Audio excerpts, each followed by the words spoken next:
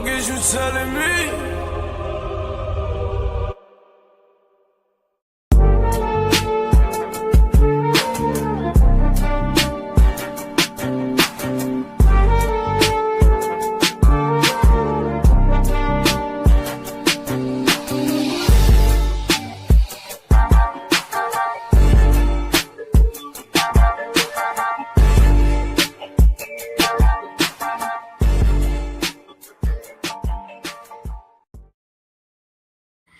Yes, sir. We are back. Throw the Hook Podcast, episode 8. It's your boy G5 Jeff TV, aka G5, aka 5, aka the Guru. And my partner got Ty Finney, the legend, in the building. What's going on, bro? Man, what's going on, man? Perfect timing, man. Glad you reached out. You know, good day. I'm off today. So let's do this thing. Talk to sponsor, man. Enjoy this Christmas. Yeah, let's get it. Let's get it. Happy holidays to everyone. You know, whatever you celebrate, happy holidays to you. Y'all know how we do. If you in here, say what's up. Put a 1 in the chat. Let us know we sounding good. Once we get that 1 in the chat, we're gonna be up and rolling, man. But we got a whole lot to talk about. Just a couple shout outs before we get started, man. Big shout out to Boxing First Vlog, aka Blunt, who's trying to get his ass in the stream right now. And he still ain't got no luck. But I'm gonna text him now. Big shout out to Shane, man. Big shout out to Shane, Coach Ali, Padman McGriff, the whole crew. You know what I'm saying? Big shout out to everyone. A vlog, I don't know if you listening, bro, but it still say devices not connected. I don't know what's going on with his situation. But if you in here, please say hello. Please say hello. Put a 1 in the chat. Let us know we sounding good so we can go ahead and get started, man. We coming off of a very popular card. Not gonna say it's a great card, but a very popular card with Anthony Joshua headlining with Jake Paul. We had Alicia Baumgardner. She got a victory in her championship fight. Let me see. Said Mike and AZ. Said hi. What's going on? Hey Mike, how we sounding, man? How we sounding? Put a 1 in the chat if we sounding good. If we sounding good, put a 1 in the chat for me.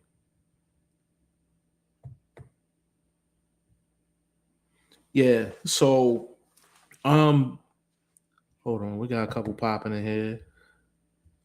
Mike said I'm good. Prophet says hi. What's going on with you? All right. You know, so yeah, we're gonna cover pretty much like that card. Of course, everybody's talking about the, you know, Jake Paul and Anthony Joshua fight, but I want to get into. Here we go. Oh my goodness. You just didn't want to be in the stream today, huh? Oh, I don't know, bro. It's just been crazy, man. My apologies. I ain't mean to hold up the work. Nah, we just started, bro. Let me give you a proper introduction, man. We got a big bro in the building, man. Boxing First Vlog, aka Blunt, is in the building, man. What's going on, big bro? Oh man, trying to get these holidays over with, man. Get past this, but ready to talk this boxing. What's good with y'all? What's the topic? Everything cool, bro. We just running through the comments, man. Prophet said I'm good. Said how's your day? Everything good, man. Everything good over here in the home front. You know what I'm saying? Happy holidays, everyone. My guy Mark Nash in the building, man.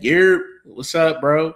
If you ain't following Mark Nash, please follow Mark Nash, man. One of the best channels out there, man. Please follow Mark Nash for sure.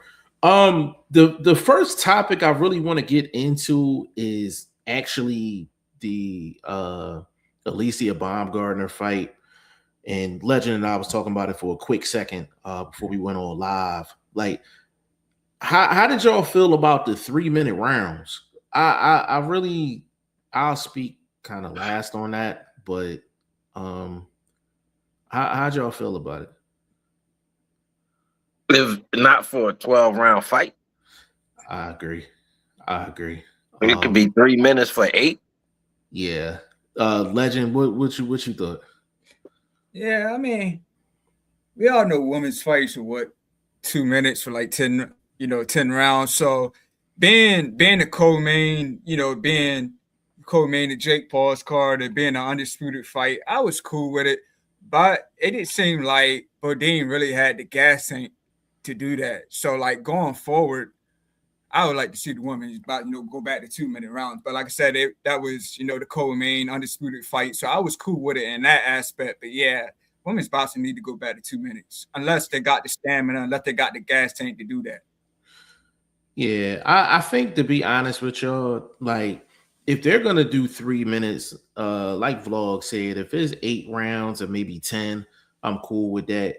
But I would prefer the 2-minute rounds, even if they did 2 minutes and 30 seconds. It got to a point like later on in the fight, it was kind of just, to me, y'all let me know what y'all thought, but it felt like the fight was just dragging along. Like I was kind of just, I'm like this, I'm like Shador, I'm looking at my watch. You know what I'm saying? I'm like, when this joint gonna be over? Like, cause it wasn't competitive. You know what I'm saying? And it was just like we had to deal with 3-minute rounds. Like, yeah, if they can go back to 2-minute rounds, or if it's like Vlog said, if we can do 3-minute rounds, but maybe for 8 rounds or maybe 10, I would be cool with that too. But 12 was a bit, like, you know what I'm saying? And I feel like we're past the point of like, I feel like they only did it because it was like, okay, well, that's what the men do, but that's what we want to do too. And I feel like we should be getting past that. Like, just women and men is 2 different species. You understand what I'm saying? Like, just physically, it's no disrespect or anything like that. It's just physically, we're 2 different species at the end of the day. Like, we're built different. So that's why women's rules are different than men's rules. And that goes for boxing, basketball and everything else, So yeah, I felt like it was just dragging, but she fine though. Oh my God. Yeah, yeah. You should bomb on it, yes, man. Yeah. She got the skills and she got the looks. Yeah. She got the whole package, man. Yeah. She's a champion. Yeah. So y'all thought she walked away with that fight clean, like unscathed? You ain't see no holes developing? You mean as far as just her game, period? Yeah.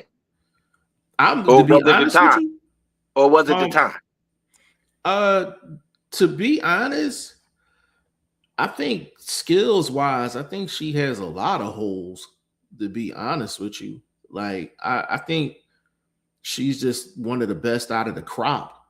You know what I'm saying? But skills wise, she has some work to do. She definitely has some work to do.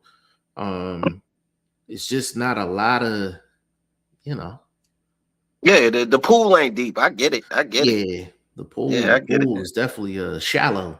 Yeah, this kid, they in the kiddie pool. Yeah. Yeah, I'm hearing she ain't been looking same against, since the PED scandal or the juice scandal, she ain't been looking the same. Damn.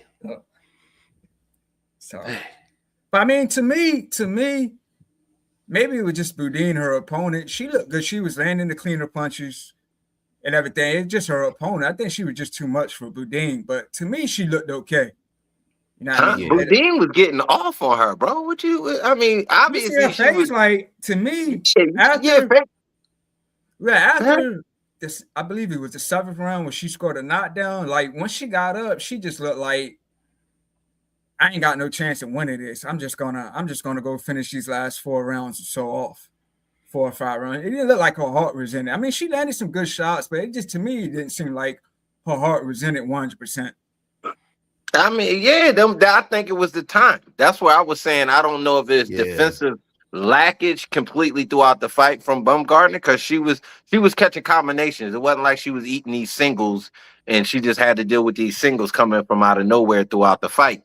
She was actually getting hit with combinations after getting her own combinations off. So I was wondering whether, okay, she got so tired, she just stood there after her work and, caught some work back, or you know, was it the time? Is it just too long? She didn't have the legs to keep escaping throughout the whole 3 minutes. So I don't know. That's why I was wondering if y'all saw any holes or, you know, I mean, I watched the fight. I thought it was the best fight on the card as far as physically what we saw, boxing, some boxing skill in there, obviously, because you got to have some sort of skill to get in there like that. Not everybody, but, you know, most people, even women included. So I thought they had the best action fight. Somewhat back and forth early, which was good. Keep the fans engaged. You don't want to see a dog walking like that. That'd have been super long. You know what I mean? Yeah. No, definitely. Even though this is an advertisement, I gotta put it up. It says, "Would you like many views? Come on this website." The only reason I'm highlighting it because that's my first comment ever on Kick. We are streaming on Kick, so big shout out to Kick and whoever that was that sent it. Ben said, "Jeff, oh Lord." Called you My Jeffy? mother, Jeffy. I said, my mother called me that when I was a baby. Oh my goodness. He said, don't be hating on my boo. Who is our boo?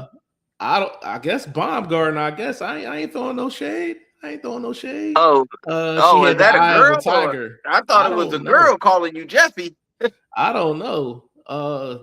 These days a girl could be a girl's boo Yeah, too. yeah. No doubt. We can't discriminate. We can't discriminate. Yeah, they batting from the other side of the plate. they switch hitters. You know what I'm saying? Switch hitters. You know.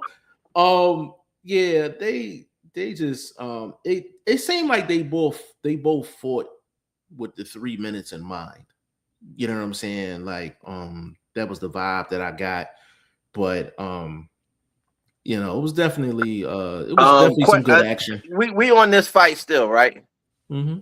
Ring size. Why was those girls in that ring? Hold on, I'm about to get to that. All right, so we're gonna transfer over. Let's just get into the whole Jake Paul, Anthony Joshua. Joshua got a 6th round knockout. Regardless of who it was against, beautiful right hand over the top. As far as the ring size is concerned, a vlog, I don't know if you know, but that ring size was a 22 by 22. Yeah, that was an Olympic swimming pool. That's what that was. I said in my video, it was a small parking lot. Yeah, you know I saw you clowning. That ring was so crazy. Like that ring was so crazy. Bro, why did they have those girls in that ring? That fight looked awkward based on the times, just the 3 minutes, because I keep looking in the corner and I'm like, they got a lot of time left in this round, bro. And then it like they was taking them a minute to even get to each other to start the round. I'm like, damn, because there wasn't nobody running across the ring to get, so the timer was taken and then the engagement, I was like, oh, these gonna be some long rounds. Just based on the ring size, not even them being ladies, I thought it was going to be a long fight. And so was the same thing when it came to the main event. I thought that ring size made that fight longer than it should have been.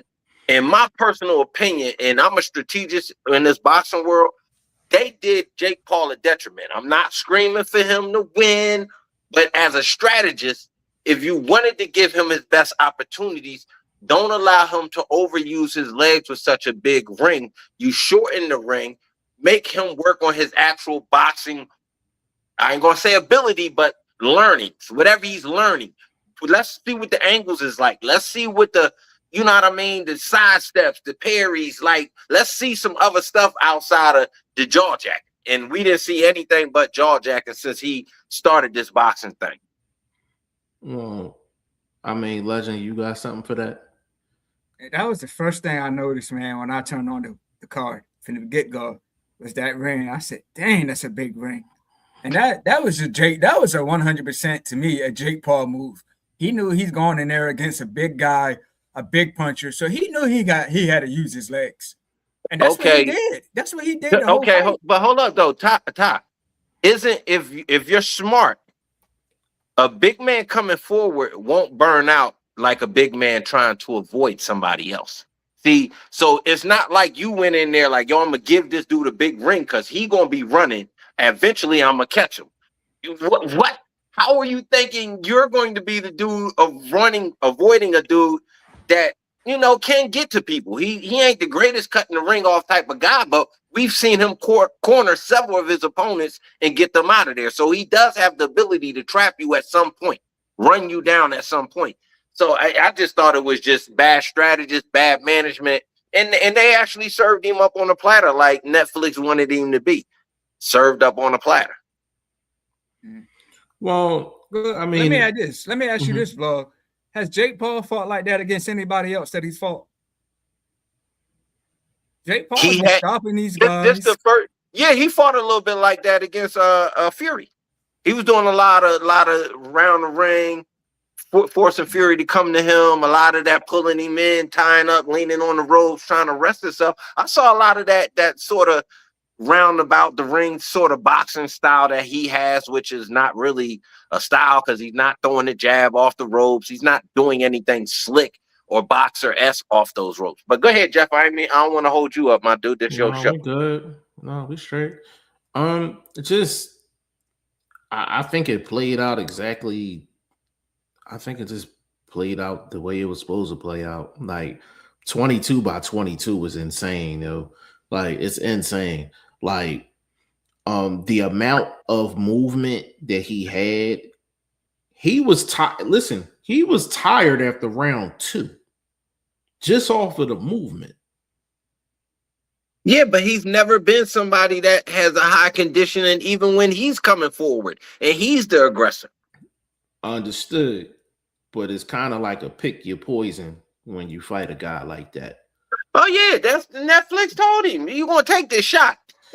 Listen, I was just like, yo, like the amount of moving he was doing, like the first 3 rounds, I was just like, all right, now, like, like I get it, but at the same time, I'm just like, yo, like, hey, bro, I'm not gonna lie, bro. He was out there looking like a male trick, bro, because he a lot of leg hugging, homie. A lot of bro, you out there looking real fruity, homie. Real fruity, bro. Just saying. He was like at some point, bro, get off your knees, bro. Yeah, at some point, stay off your knees. I get it, you might fall once or twice, but at 4 or 5, like I think if I counted, it was 7 times he was down there in that position, grabbing that man's leg like that. 7 different times throughout that. Later, especially later in the fight where they started adding up. Yeah, I didn't count exactly how many, but it was enough to be noticed for sure. It was a lot of kneecap hugging. He was real thigh hugging, homie. Listen, he was grabbing that man by the upper thigh and sliding down his leg, bro. Like, what are you doing, bro? You looking real Moochie out here right now. Jake Paul was really romantic with them kneecaps, man. I was just like, hey, what the hell is going on sensual, out here in these streets, bro? He was real sensual with it. Yeah, man. I was like, bro, like this is crazy, man. But it was to me, bro. It was a travesty to boxing, to be honest, bro. It made no sense as a fight, bro. Can I put this disclaimer out there real quick, though? Can I put this out there? I'm gonna put something out there real quick. There's a lot of people that say, like, hey, this is, and I'm talking boxing general public.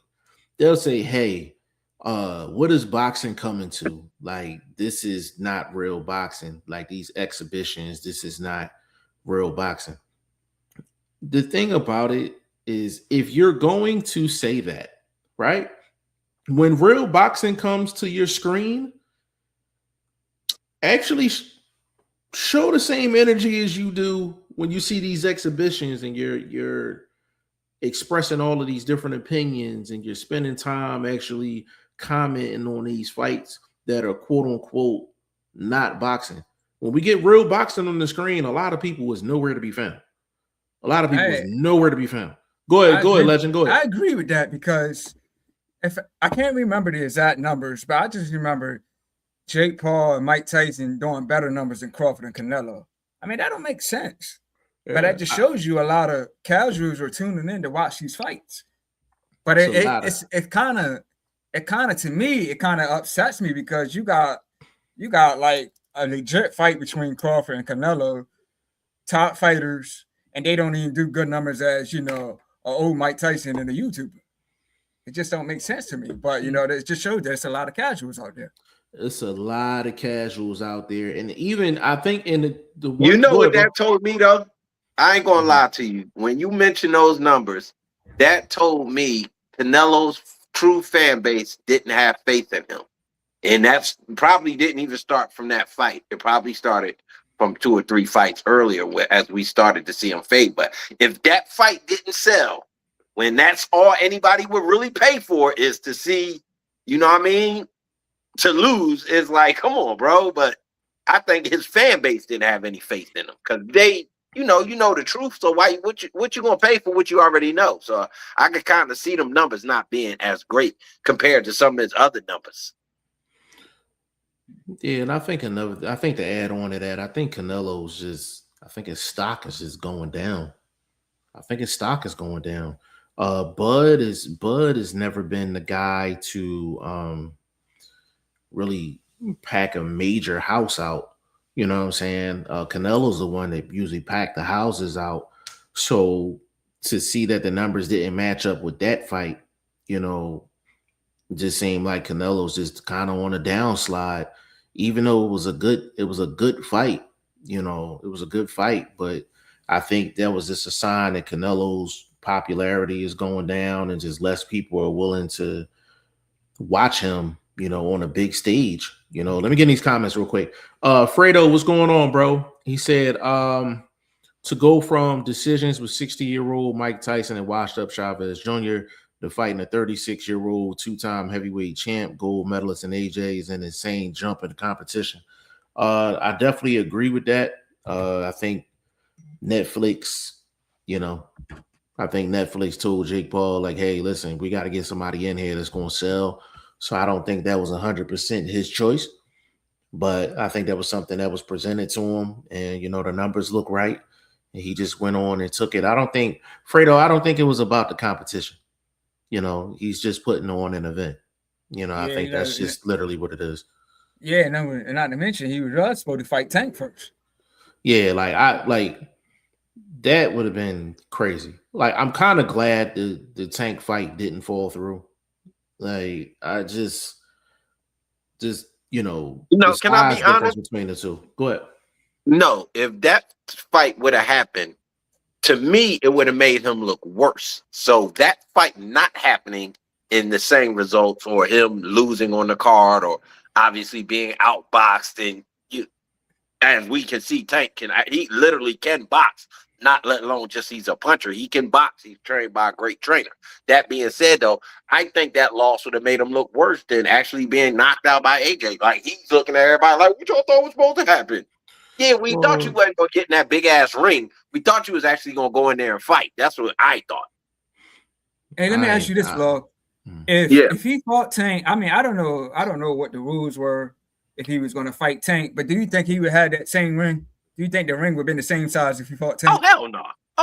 Because he would have put the onus on Tank to be the mover. But if he's a studier and a connoisseur of this game, he would know that pivot game from Tank is nasty. Ask Rolly, can you end up face first in the ropes? Just saying. Yeah, I just don't want to see a guy that's 140 fighting a guy that's 200. That's why I prefer the AJ fight. Just Tank, and I love Tank game, but it's weight classes for a reason, and it's just I didn't want to see me personally. You swinging on a big dude like that. I wouldn't have wanted to see Tank get injured either.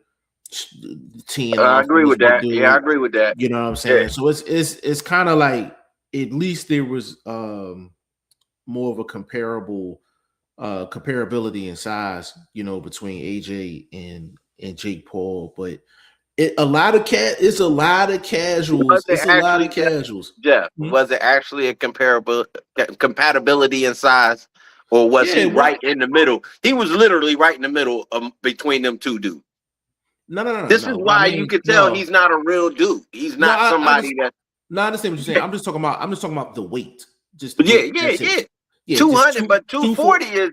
Man, 40 pounds is a big difference over 200. No. Jake Paul came in at 217. He came in at 217. So where AJ come in? 245. 240, 245, 246. That's what I thought. 246. Yeah. Yeah. I mean, it's still, but that's still major, baby. That's 30, 35 pounds, baby. But the thing is, but we see that in regular heavyweight fights. That's why I was like, yeah, I can vibe. But these is dudes, but we talking about dudes that's actually truly worked on their craft and maybe are trying to improve until they can see. No, I understand that. Like, but I think if you watch that card, I think you understood the assignment. Like you understood what you was getting ready to watch. It was going to be a show and not a boxing show. Like, you know what I'm saying? This was entertainment for the casual eye, for the casual boxing fans. Like that's just what it was. Fredo, he said Jake Paul versus maybe Conor McGregor or even Adrian Broner might not be a bad matchup, and both have a mouthpiece to sell. To be honest with you, he would probably go back to fighting guys like Conor McGregor. Now, I don't know. I seen a recent post to Adrian Broner. Adrian Broner looked like he about 200 pounds, bro. He looked like he about 200. I think Jake Paul versus Adrian Broner, I think that's I don't know. I don't know. Man, that is fight. He would be boxing's Tyrone Woodley, bro. Because I don't know why they did Woodley. If he ever walks in another gym, if he don't talk pure wrestling, if you ever pick up a striking gloves, boxing gloves, the mitt, if you don't find the nearest mat and go twirl and roll around and do all of that shoulder pin that y'all do, because he need to stay out of boxing ring, bro. He need to stay out of boxing ring. That was dude like 65 years old, bro. Who? You got knocked out by a 65-year-old man. Dude got grandchildren, bro. You talking about Woodley? Yeah, bro. Yeah. Bro, that was terrible.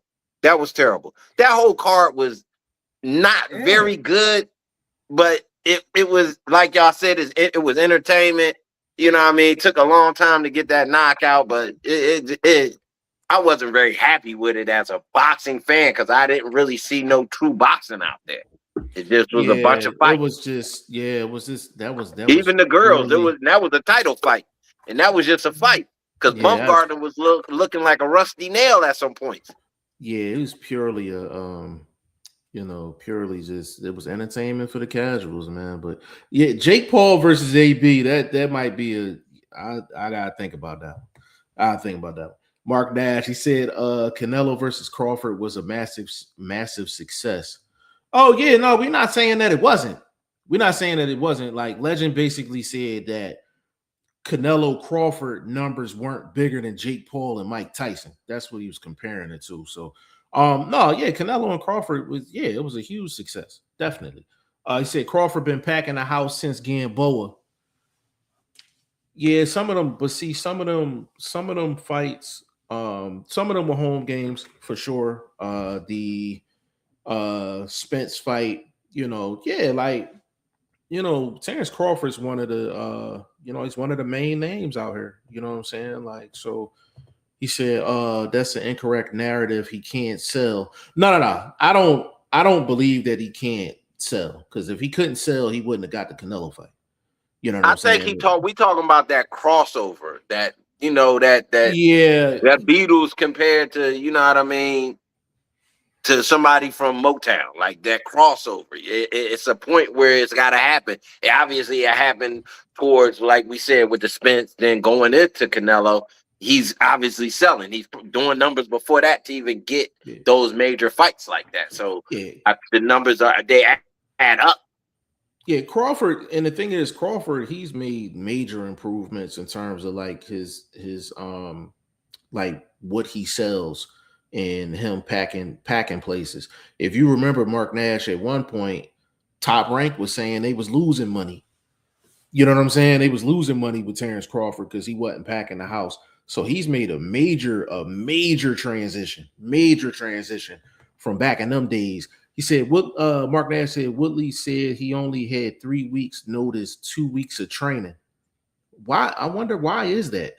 Yeah, I was going to add that to Vlogs about that fight, Vlogs assessment. Yeah, and hey, he mentioned he only had a few weeks to train or whatever, but like, yeah, man, Woodley just looked. I wonder why though, man.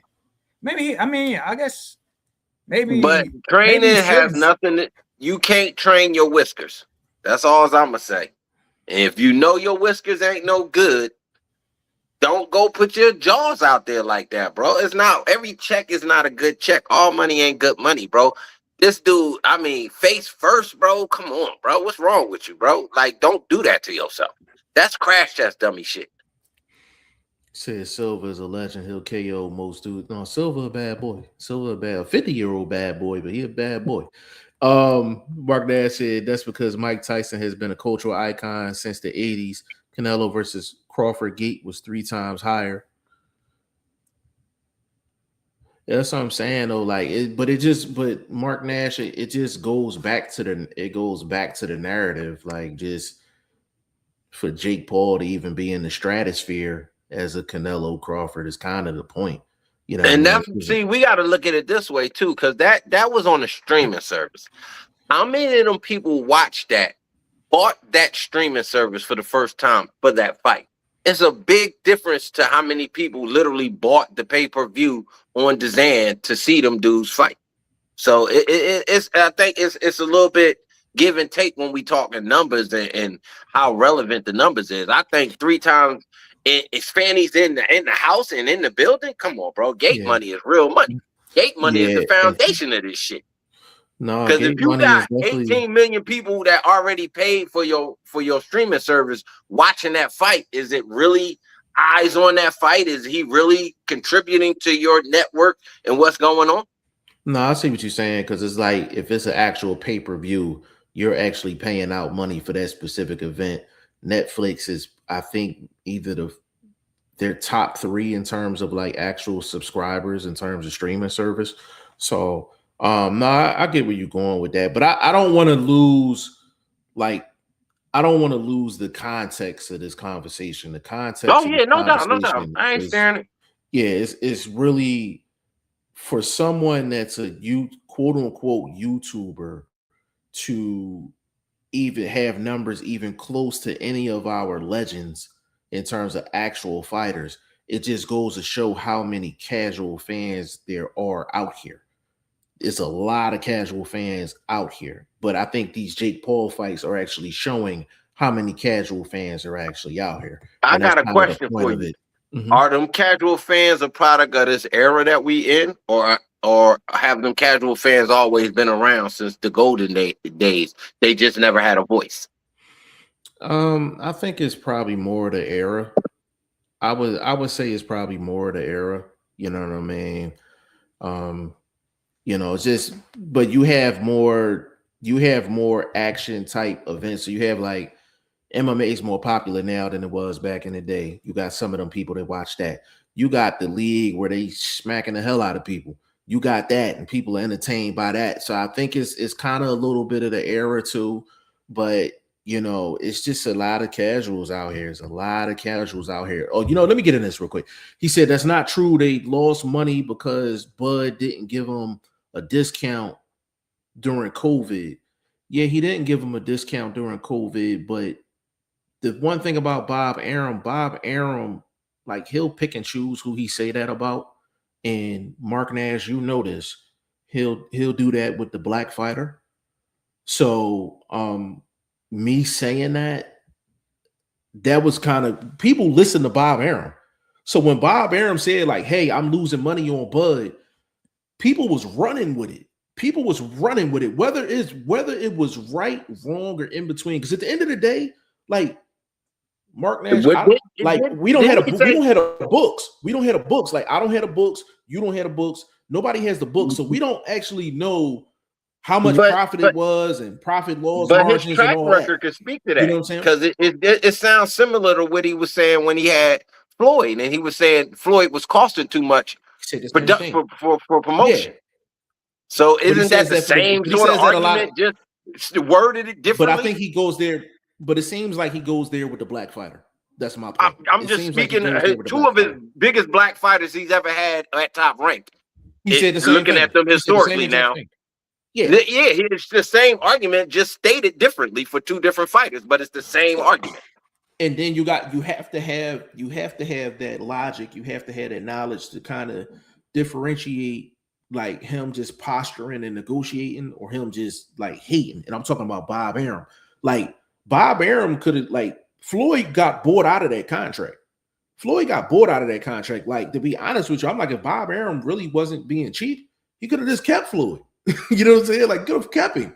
But it goes back to, I think, the black fighter. I think that's what he goes with. And it's not whether it's true or not. It's him putting it out there, and then people either, you got some people that don't like black fighters. You got some people that don't like Bud. They took it and ran with it. Sometimes people can say things and it's not true, but people will run with it and entertain it for a long period of time. So even though it may not be true, Mark Nash, people have attached that to Bud Crawford. It's not fair to Bud Crawford, but they've attached it to his name. And that's why I mentioned it. He said Bob was trying to damage his stock when he knew Bud wasn't going to resign with Top Rank. I agree with that as well.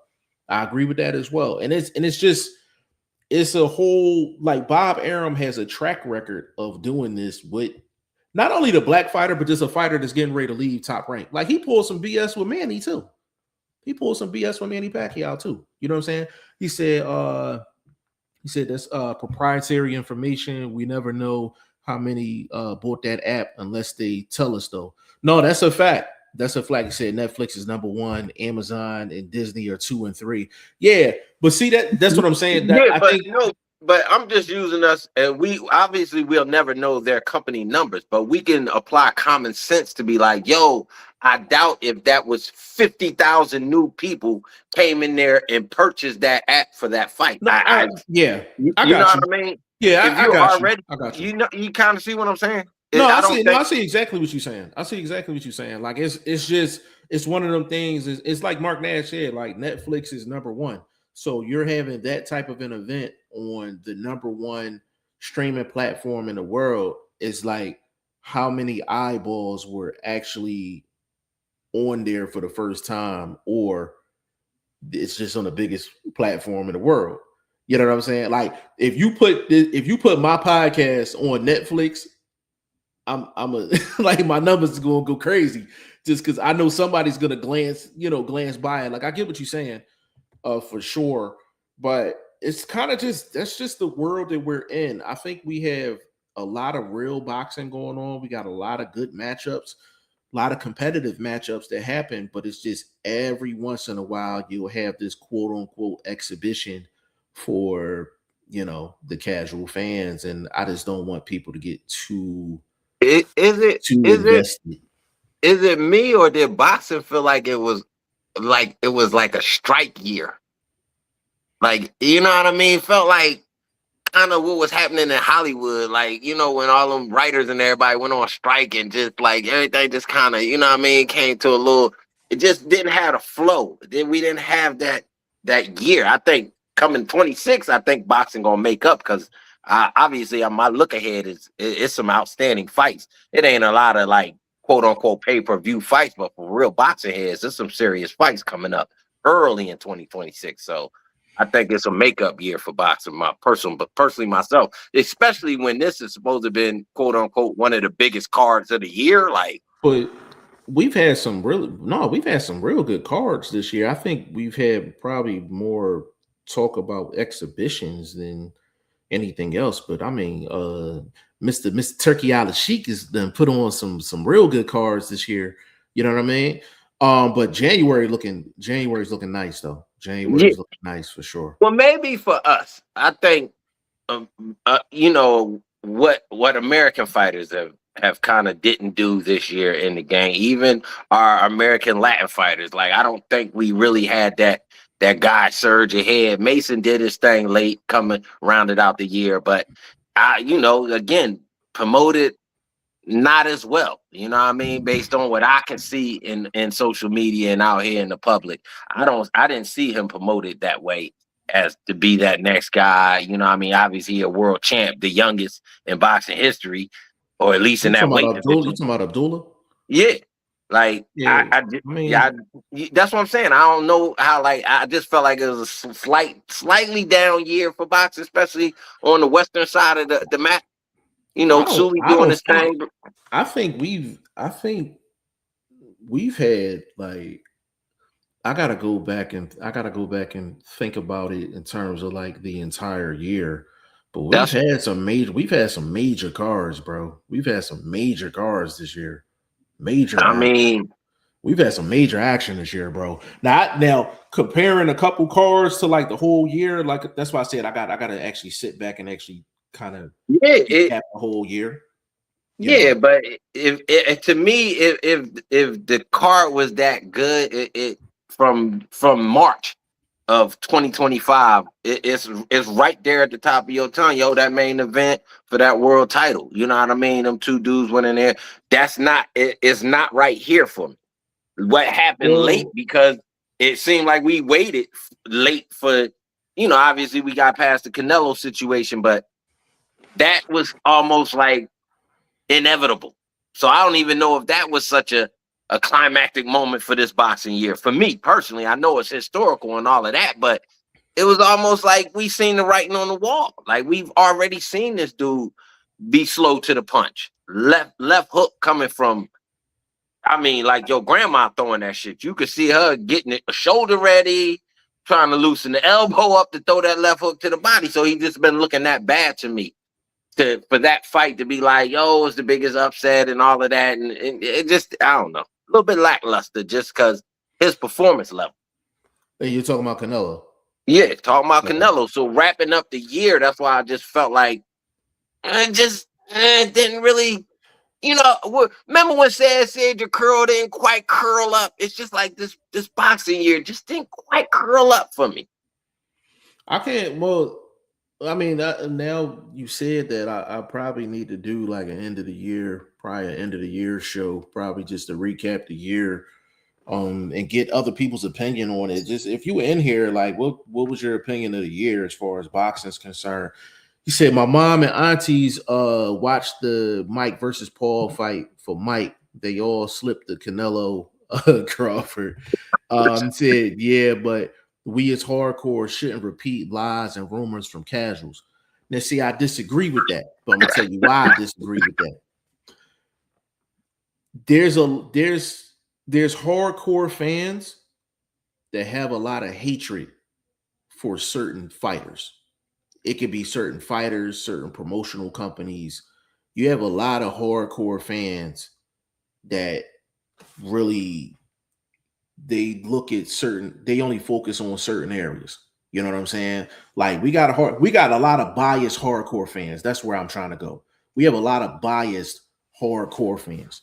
So you have to point out these things in order to let people know that they are lies, that it is cap, because there's more lies and rumors from casuals floating around that hardcore people actually listen to.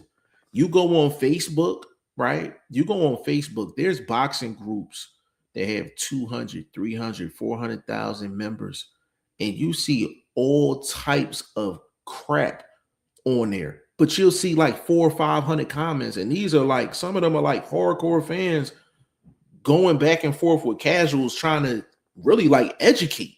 You know what I'm saying? So sometimes you can't just let people say what a lie is. You know what I'm saying? Like, because if you don't say like, hey, this is a lie, or hey, this is some nonsense, that lie will spread around. Mark Nash is just like you said with Bud, with Bob Arum. Bob Arum said, hey, I'm losing money with Bud. If we take the approach that you're saying, right? We take the approach that you're saying, like, we all know that's probably a lie. You know what I'm saying? Like, we all know that's probably a lie. But for us hardcore fans, especially us in media, we have to highlight when there's some bullshit coming through the screen. We got to highlight when there's some nonsense going through the airwaves.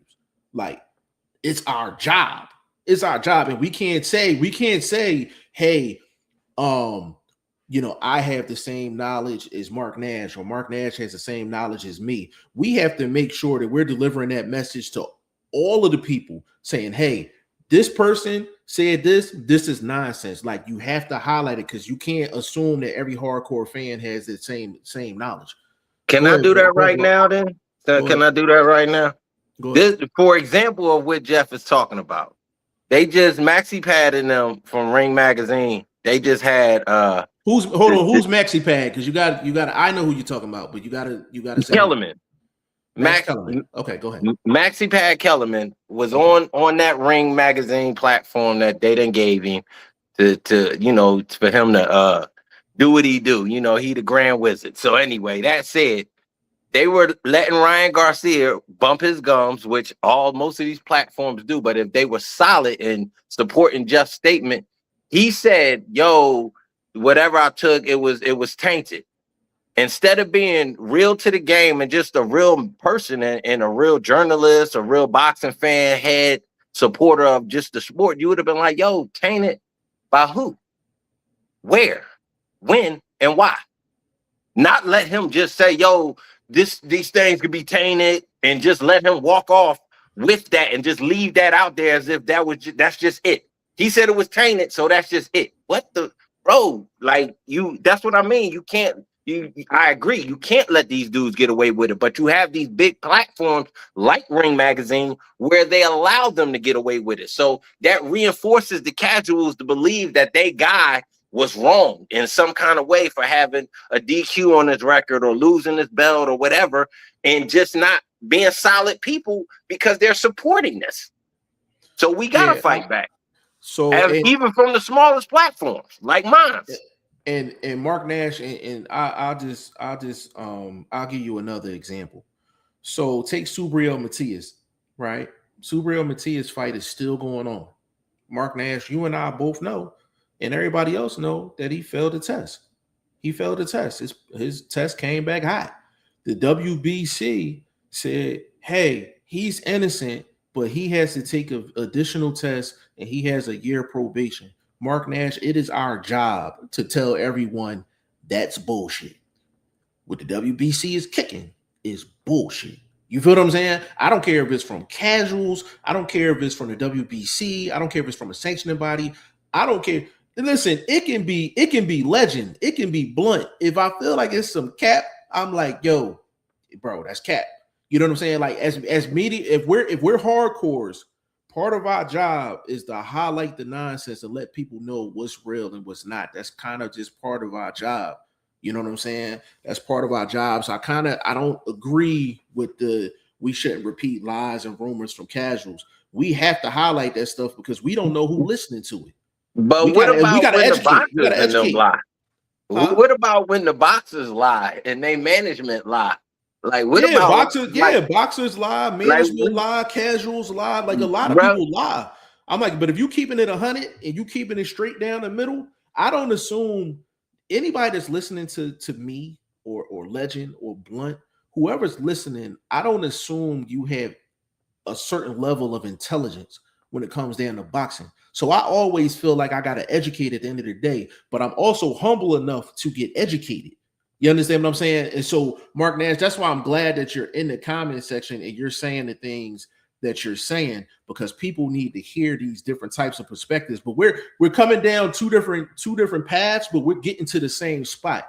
At the end of the day, we're trying to highlight what are actual facts and what's BS when it comes down to the sport of boxing. So I'm glad that you in here kicking what you kicking.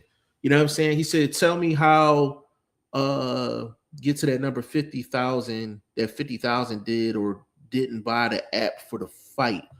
According to Netflix, they had 1.43 million new subscriber accounts for the Jake versus Tyson fight. That's crazy. 1.3. Wow. And he said, now how can we verify that? Like, well, there's no way we can verify that. We can only go by what they said.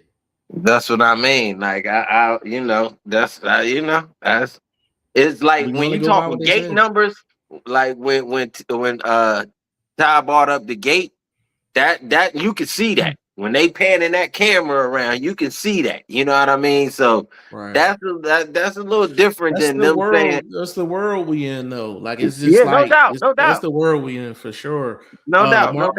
Mark said around 33 million people globally watched the Jake Paul versus Anthony Joshua boxing match live on Netflix. They haven't released the new subscriptions yet. Okay, fair enough. He said, yes, a lot of great cards this year. Mark Nash, like I said, we're gonna do a recap joint for the year, but I felt like it was a lot of good cards for the year.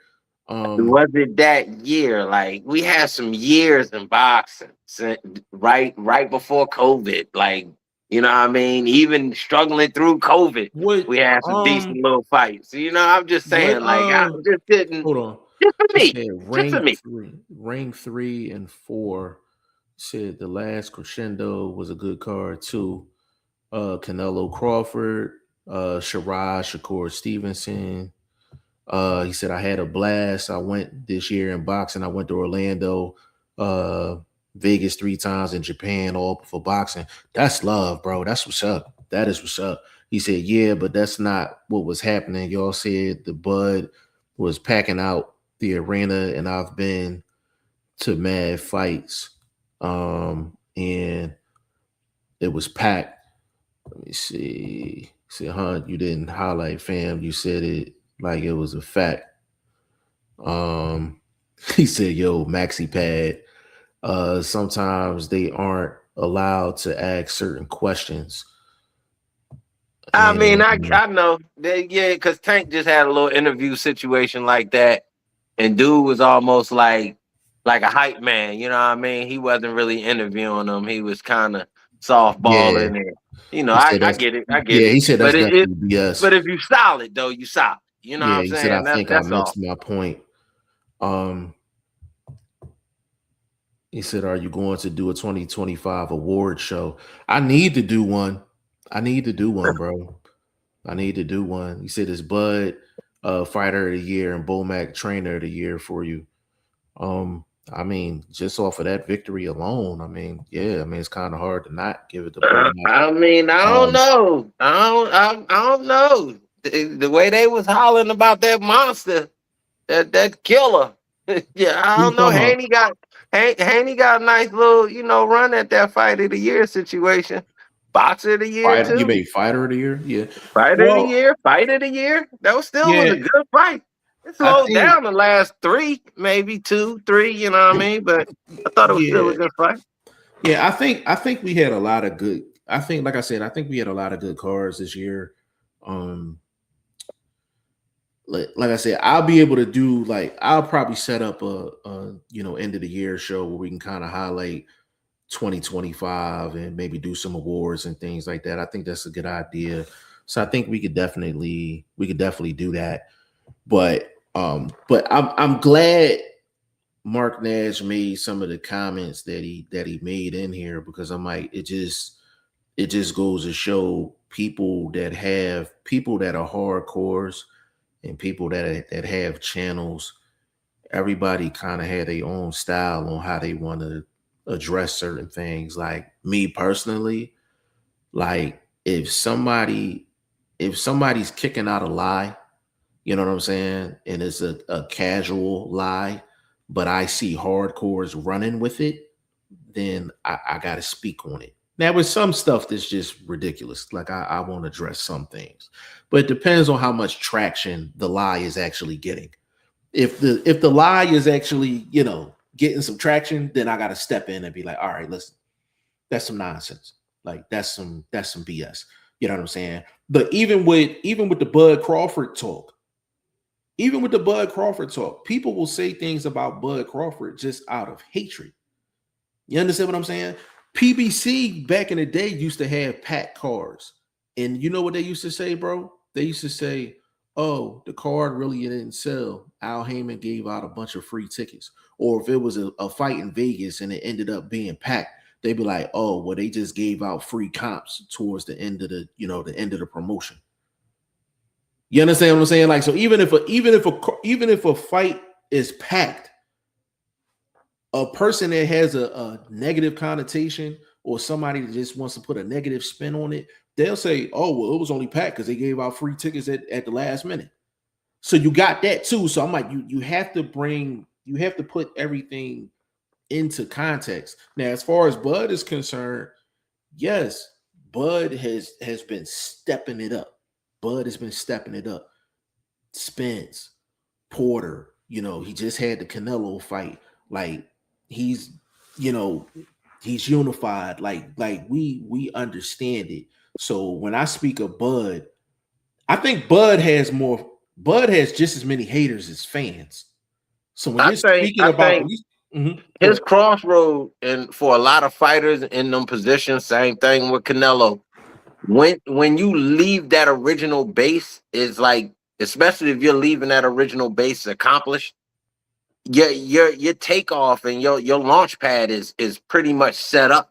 You know what I mean? Because now you're an independent operator. You going to the highest bidder, so it's automatically a scale. You start scaling upwards from a position that them two guys kind of took. With obviously Canelo leaving Golden Boy in that situation behind them, his numbers obviously elevated. Yeah, I mean, and Bud definitely done scaled up for sure. But he's kind of done it more in a traditional way as well. You start scaling up by starting to sell out home games. You know what I'm saying? Like when he fought in Omaha, he was packing the house. And that's where it starts. You start from home, you pack out your home. Because there's not a lot, because Mark Nash, everybody don't pack out their hometown. Let's make that clear too. That's not a guarantee. It's not a guarantee. You know Especially what I'm saying? Depending on where you're from. Yeah. So like you take a Sean Porter, for example. Sean Porter's from Ohio. Like he's not selling out nothing nowhere. Cleveland. He's not. He ain't Akron.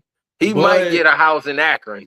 Yeah, Bud actually went about it the way you're supposed to go about it. You know what I'm saying? Like you start with the home games and then you go from there.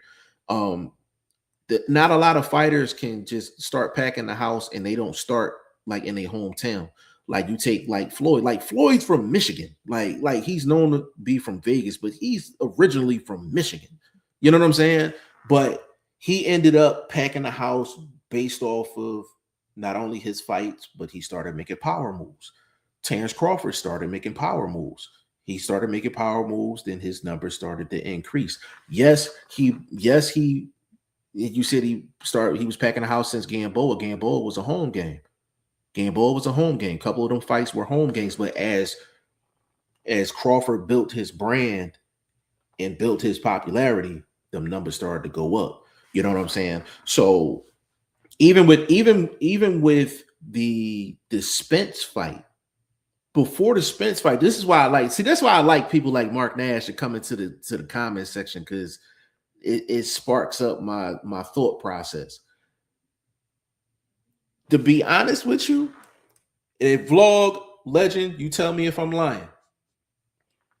PBC was stalling for a long time to get that fight together.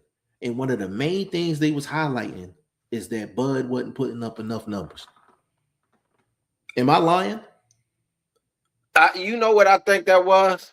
No, I'm asking. Is that a lot of? No. They put. I remember we talked about that when we originally started doing this podcast. I remember that. Well, not this one, but the original podcast, right. Goodfellas. But yeah, I do remember that. But that leads to the position where I think that was their way of not really shading or not maybe wanting to do direct business with Top Rank. I agree. You know what I mean? That could have been a way to. Okay, we're not going to put it on a promotion. We'll put it on the fighter.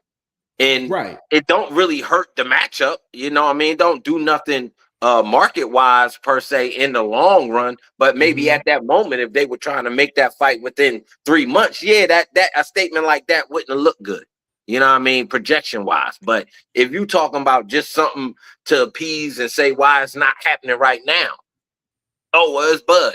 I think it was a thing where they wanted Bud to be a free agent, whereas though they could benefit more for him fighting. Yeah, you know what I mean? Fighting their guys. I think that's what it was. So Mark Nash, I don't know if you're still in here, but we're gonna do an end of the year show. So if you wanna come on that show, we could definitely do that. Because I felt like he said, I think I missed my point. I should have just shot you the link. Because it's sometimes you commenting in this, comment section, and sometimes you just reading versus you actually hearing it is kind of like two different things. So, I'll reach out to you, bro. You know what I'm saying? We'll do that show, and I'll definitely have you on for sure. Like I understand where you're going with some of the statements that you're making, but it kind of goes back to my original point. Like even PBC and even Errol Spence was trying to use them same lies that Bob Arum was saying in negotiations because they didn't want to do business. They didn't want to do business. They really didn't want to fight for a while. They didn't want to fight for a long time. You know what I'm saying? So these lies and stuff from casuals and stuff like that, sometimes boxers will use those lies. Sometimes managers will use those lies. Sometimes promotional companies will use those lies. Sometimes members of the boxers' teams will use them same lies when it's convenient for them. So that's why I say we got to speak on a lot of this stuff. We got to speak on a lot of this stuff, bro. Even if we don't want to speak on lies, I got a couple questions, couple topics. Mm-hmm. The catch weight situation that didn't happen with Boots and Devin Haney. Who's lying? Like it because I'm hearing that Boots and them offered a catchweight fight to Haney, but yet they turned around and fought for a 154-pound title. Weird. That being said, Dev said that they offered the fight. Pop said that they offered Boots and them to fight. So who is lying? I don't know who's lying. I can definitely find out though. I can definitely find out. Sure. I would love to know that. That has been something that's been boggling my mind because Pops just was on somebody thing, and he was like, "Yeah, we offer Boots and them to fight, so we out here making the big fights." And, he's still hyping himself up. Him and his son, they doing their thing. I ain't mad at him, but I just would like to know how that worked out, or like, I mean, it's weird. It's weird. And then my second one, the situation with Keyshawn Davis and Shakur Stevenson, and Shakur just standing 10 toes down that he would never fight this dude. Mm-hmm. But he kind of semi-contradicted himself because he said he would fight him if it was legacy money on the line. Like, you know what I mean? Well, I mean, family money, hand down money. I mean, to address the first one, to be honest with you, I don't have too much information on it, but I just heard Haney say that, the Boots fight was on the table, but Boots said he wanted to fight at 152, and this was before he fought at 47, and that's why he turned down that fight. But if it was at 47, he would have took it. So I don't know. Outside of that, I haven't heard Boots or Bozy mention anything about Devin. If they have, I haven't heard it, but I can definitely find out for sure. I can definitely find out. I want to just know who lying. That's it. No, like obviously the fight ain't happening. It's not going to happen. Dev is not running up to 154. He's not on that historical pace. I think, to be honest with you, if it was enough money on the table, I think Boots will go down to 54 and go down to 47 and go see Devin if the money was right. That's why I said I would have to ask about that because I'm not really sure. Bro, to be honest. Now, as far as Keyshawn and Shakur, I mean, we've seen plenty of fighters that said they were really cool, really close. They were like brothers, and they ended up fighting. Off the top of my head, Floyd Mayweather, Floyd and Zab. That's exactly where I was going. My most famous one is Simon Brown and Michael Thin Man Blocker. Because goddamn, Michael damn near put that motherfucker in a coma. So that was, and they was supposed to have been like, this is throwback. Y'all gotta dig them names up. You know what I mean? But that was one that come to my mind because that was, that golden era. But yeah. that was crazy because he heard him too. He heard him back. I think I think money will change a lot of people's mind. You know, when it comes But down to yeah, that. but that's why I said it was almost like he kind of you said, but you contradicted yourself while trying to stand on you wouldn't fight him or Bud, but you said if the money was, it's like what, bro? Well, I don't look at it. I don't look at that as like a contradiction. Like I look at it like this is the only But you're scenario saying you where I would. won't do something unless of something. Then Yeah, but I don't don't think say there's a you won't contradiction do it. though. Yeah, I just think unless it's this circumstance, I'm not doing it. But I don't think there's a contradiction. I think there's just unless it's But this circumstance, I'm not doing it. he's saying he won't fight him. That's the contradiction. The word "won't" makes it a Unless hold contradiction. on, but that's a run-on sentence too. You can make that a run-on sentence. I won't fight him unless they offered me this. And That's then a go run-on. back to say, I won't fight him. Yeah, but I think when he said it, I think he know that's not nobody's gonna offer them no life-changing money for that fight. Nobody's gonna So offer why no even bring it life-changing up? money So why even because bring it up? because So it's an why even interview. bring it up? This is an interview. They talking. They talking. Nah, that's what I mean. That's why we have to break down what these people are saying and deliver the proper message to the people that listen to us, or they won't have a reason to listen to us. Because To be that makes honest, no sense. but to be Either honest you're with gonna you, fight bro, them or you won't. but If the the reason numbers right, why, we'll fight. but the only reason he was even asked that question is because Teofimo's been coming at Shakur on that angle, and I actually agreed with Shakur when he said to Teo, like, yo, like, what does that matter if you're the man at 140 and I'm fighting you? What does it matter about me fighting somebody that I'm cool with? I'm fighting the best person in the division. I'm fighting the person with the ring belt. So, but that I know that's why Shakur got that question, though. I know that's why he Yeah, got that but question. if you understand what they doing, then it wouldn't even be nothing that you would have to answer. But vlog, the thing is, when do you know a boxer not to answer a question? They gonna When answer he the know question. it, if he was smart enough to know it's warfare, and there's also a thing What called fighters is mental smart? warfare. What Huh? fighters is smart in the interview process, though, bro? No, I'm talking about him dealing with his opponent coming up.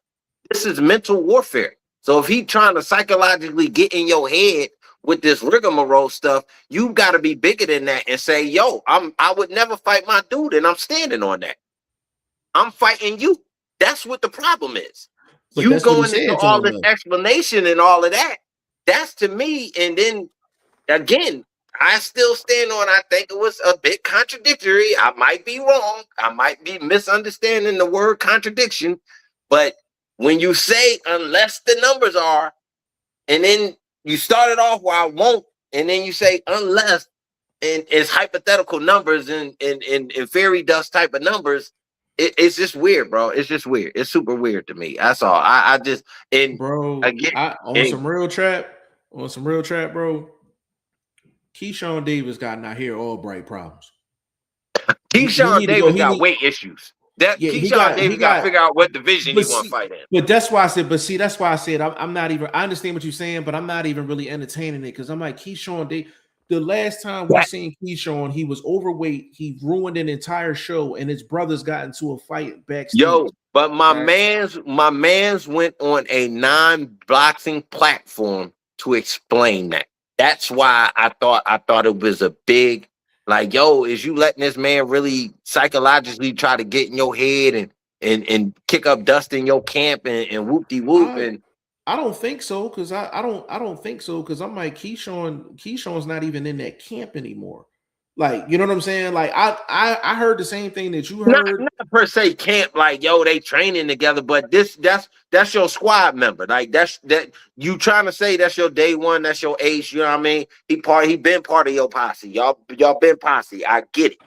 My thing is if it's so much of an issue, and then he's saying people running with it, and that's why he had to choose a platform that like the one he was on. Big shout out to Art of Dialogue, you know what I mean? Y'all bring my man Jeff on there. Let's talk boxing since y'all bringing boxes on there now. Anyway, that being said, though, that's really a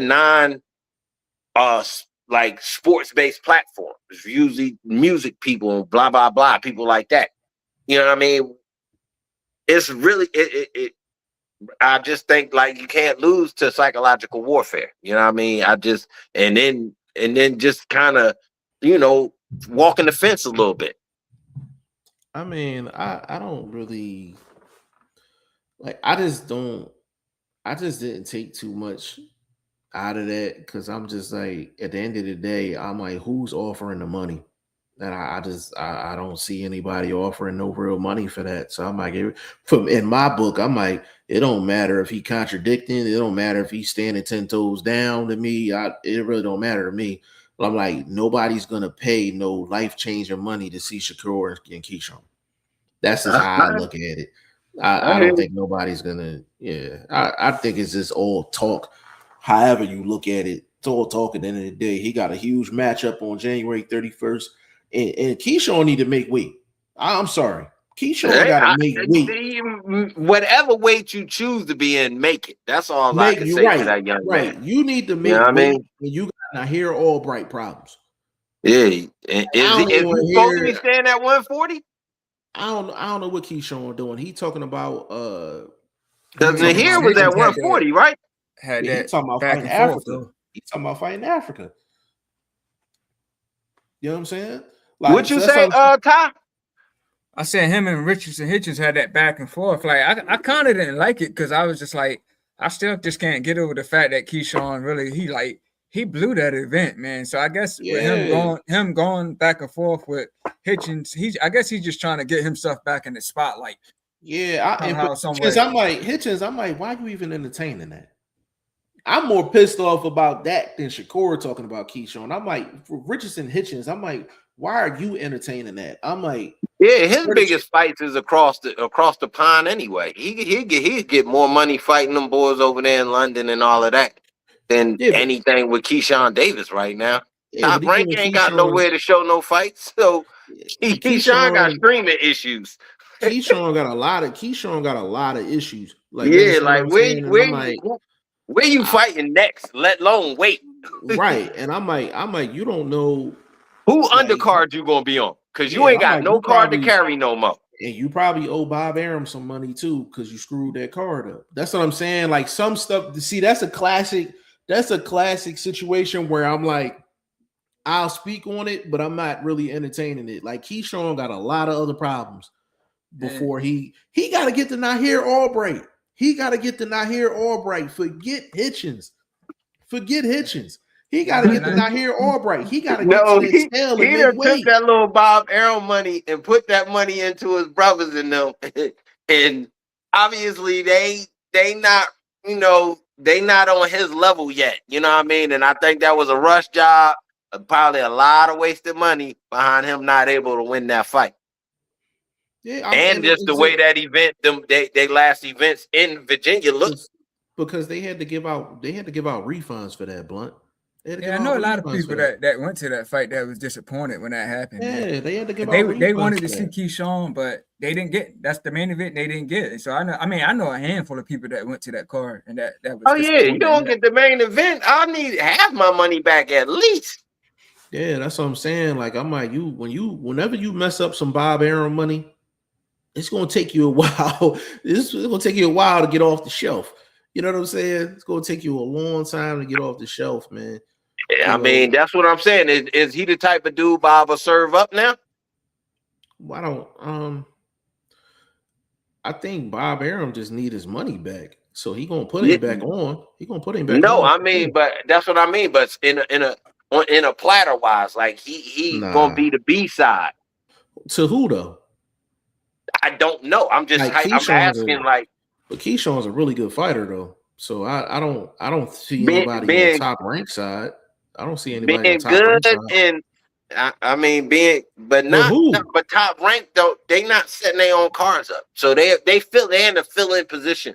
So what I'm saying is, if he was to give up Bob Arum and them, sending a guy to a Turkey card or to a whatever PBC doing with Paramount and them, would he serve him up, or would he be asking for him to be the A side on that card? Well, him and Well, Keyshawn and his brother signed on with Jay Prince, so I don't think he's serving up anything with Jay Prince around. So I don't think that's happening, to be completely honest. I don't think But he's are serving they it. in A-side positions? Not right now, they not. No. Okay. That's They that not, they're answers not my right now. question. Yeah, Okay. they're not right now for sure. Like I said, he need to go see Nahir Albright before he can mention a Richardson Hitchens or Shakur or anybody else he want to mention. Like he need to go see Nahir Albright. Like, gotta square that off. I agree with that. I agree with that. Gotta square that off. Gotta square that off. I mean, but are you supposed to be out there fighting your brother battles like that? Hey, listen. That was mano, baby. You know what I mean? Hey, man. You know, you got or is he not supposed to be working with bro, tightening him up and going begging for that rematch? You know what I mean? I don't know. But I mean, the storyline is there though. I know. I get what you're saying. I'm talking. You know, I mean, no, I feel you. I feel you. You know, so I just, that's just one of them things where, I mean, we got a huge fight January 31st. T.O. and Shakur. Keyshawn, he got a bunch of other issues that he need to address. I have to be honest with you, it's probably gonna take him all of 2026 to address the issues he need to address. He need to see Nahir Albright, and then he probably need to get another fight in too if he gets past Albright, which I would expect him to. But Nahir Albright is a good fighter too, though. He's not. I don't think he's on Keyshawn's level, but that's why you get in the ring. You know what I'm saying? That's why you get in the ring. He was an underdog against Keyshawn's brother. And, you've seen what happened. So, Keyshawn got a long way to go despite all of the talking and, on camera stuff that he's doing. He got a long way to go to get back to where he needs to be. But, I'm glad we talked about this stuff today because I'm like, now we got to do an end of the year show. Like, we got to do an end of the year show and actually highlight how many good fights and how many good cards we actually have. We can actually rate 2025 as far as boxing, give it an A, give it an A plus, give it a B, B plus, C. You thought it was a terrible year. Like, we could definitely do that. So I had to do some prep for that show, for the end of the year show. We'll probably do some awards. We'll probably make it like an award show and all that, fighter of the year, KO of the year, prospect of the year. We could do promoter of the year, trainer of the year. We could do all those things, but we'll probably collaborate, together on that. So again, Mark Nash, if you're still in here, bro, like you can definitely get an invite to the end of the year show. And we can actually kind of come back to this conversation as well, and you can kind of highlight some of the things you were saying, like actually in the comment section, like on the show. Sometimes it's better if you just hear things just verbally versus reading them. You know what I'm saying? So we'll definitely make that happen. But, we in here hour 18 minutes strong. You know what I'm saying? Good show for sure. Ty Finney, give me your social media. Let them know what's going on with you, bro. Yeah, man, Facebook, Todd Finney, podcast in this corner. Ain't really got nothing popping right now, but man, I'm doing a lot of stuff behind the scene that's not dealing with boxing. But I'm always here, man, to talk some good boxing, man. So I'm always here to chat for sure. Big shout out to Ty Finney, the legend. Boxing First vlog, giving you social media, let them know what's popping. Man, I am on Boxing First vlog right there on your screen. Also my YouTube channel. Expect me back after the first of the year, banging out videos, matchups. I'm about that bottom line. So I'm definitely be talking about the odds and things like that. So trying to get in my bag in 2026, man. I'm trying to be deep in the mix, you dig? So expect that back from my channel. Check me out on Instagram, coming back soon, posting regular at Boxing First, the #1, because there's a bunch of them little pages I was trying to put up. But check the current one. You'll see the little post that Shane made for me up in the corner with the OG. Mouthpiece. He used to run with Ali. Y'all know who he was. Mouthpiece Slick, you dig? So that being said, though, but that's Boxing First, the #1. And the boxing and the vlog is all lowercase. So that's the Instagram page. All right, big shout out to Boxing First Vlog, man. I'm all over the place, man. Facebook, Instagram, TikTok, Kick, YouTube, everything G5 Jeff TV. Definitely subscribe to Boxing First Vlogs YouTube channel. Subscribe to Ty Finney the Legend in his corner YouTube channel as well. And also reach out to us on social media as well as far as this end of the year show. If you have any ideas for the show, if you want to be on the show, definitely reach out to, Legend, reach out to Vlog, reach out to myself, whoever, we all in contact. So, you reach out to one, you reach out to all three of us, you know what I'm saying? So we can definitely get this end of the year show going. I have to figure out a date. See, it would be a good time to actually drop that. And, that'll be the final show for the year, man. So on behalf of Ty Finney, the Legend, Boxing First Vlog, and your boy G5 Jeff TV, man, this was episode 8, the Throw the Hook podcast, man. We're going to see y'all before the year is out. Peace. Hey. Peace.